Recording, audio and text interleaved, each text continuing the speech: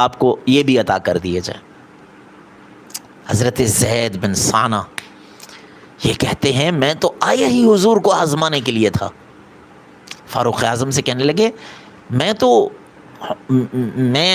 جو ہے نا یہودیوں کا عالم ہوں، اور میں نے اپنی پرانی کتابوں کے اندر آخری نبی جو نبی آخر الزماں آئیں گے، خاتم النبیین آئیں گے، ان کے اوصاف میں نے پڑھے ہیں، ساری صفتیں سارے اوصاف حضور کے اندر میں نے دیکھ لیے، ایک وصف رہ گیا تھا جس کو میں دیکھنا چاہتا تھا حضور کی ذات کے اندر۔ وہ کون سا تھا؟ ہماری کتابوں میں لکھا ہوا تھا کہ ان کو جتنا تنگ کیا جائے گا اتنا ان کا حلم، اتنا ان کا صبر بڑھتا چلا جائے گا۔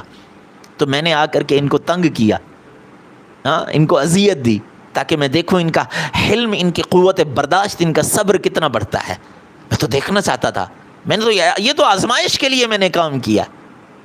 تو جو میں نے دیکھا وہ اس بات کا تقاضا کرتا ہے کہ میں حضور کی بیعت کروں۔ حضور کے جو ہے نا ہاتھ پر جا کر کے انہوں نے کہا ہاتھ یدک یا رسول اللہ، اپنا ہاتھ دیں، میں بیعت کرنا چاہتا ہوں۔ اشہد ان لا الہ الا اللہ